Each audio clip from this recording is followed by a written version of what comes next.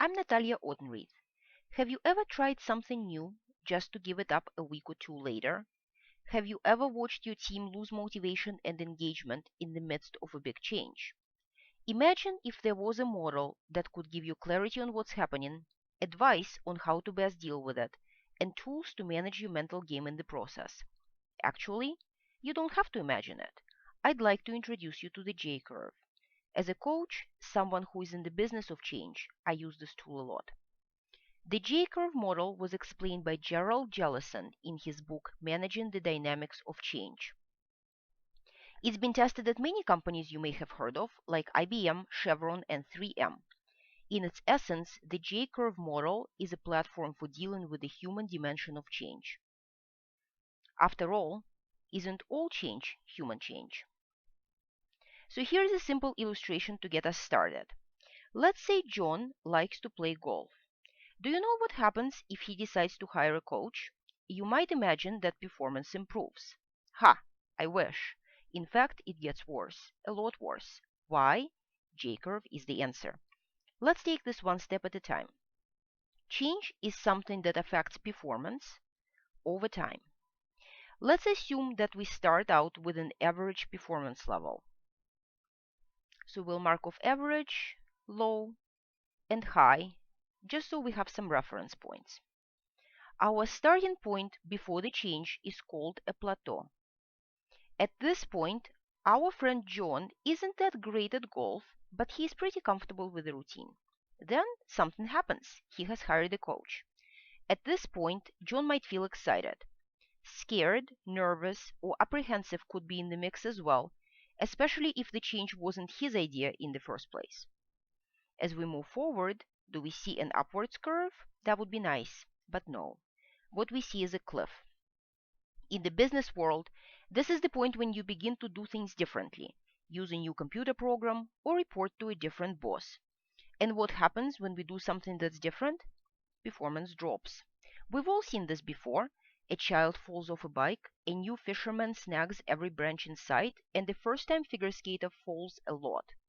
Ask me how I know about the figure skater. That's actually me at age 7 in Siberia in July. I'm kidding about July. During this stage, people make one mistake after another. Here's what it sounds like. I knew this wasn't going to work. It's only going to get worse, and we are doomed. Let's say we persevere long enough to get to the valley. The only good thing about the valley is that things aren't getting worse. We have officially hit rock bottom.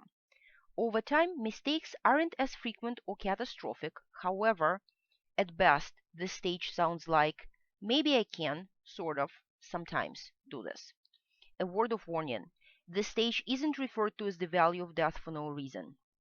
This is where many new beginnings, initiatives, and projects go to die. Not so coincidentally, this is the reason why we work with our coaching clients in annual terms.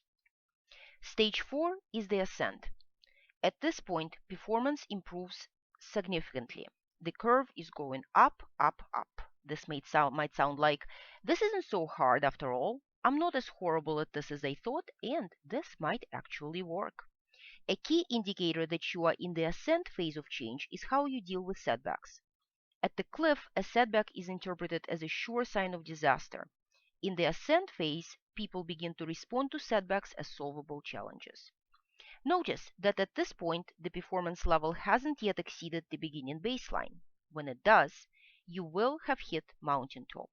You will know, because it sounds like this is fantastic, and we should have done this years ago, and yes. You might even hear, I always knew this would work. Typically from the same person who said this will never work on the cliff, which can be irritating. So there you have it. A picture of change implemented successfully, a new computer program mastered, an exercise routine that got you to lose those 20 pounds, a coaching relationship that doubled your growth rate. It's kind of like a Hollywood movie with a happy ending. As you look at this curve, ask yourself, where am I on this curve right now? Where's my team? Often leaders and the rest of the team are on different portions of the curve. And more importantly, what do I do with all this? If you're on the plateau, ask yourself what's going on. Did you just go through a major change? Do you need recovery time? If so, it's wise to stay exactly where you are. If you feel like changing things up, remember that the next thing after the plateau is the cliff. Don't expect that the change will immediately result in an improvement. That's a beautiful idea, otherwise known as the unicorn. There are ways to minimize the impact and the duration of the cliff and the valley, but there's no way to skip them altogether. If you find yourself on the cliff, a useful thing to remember is that traditional performance incentives like praise and bonuses don't work here. What does work is listening.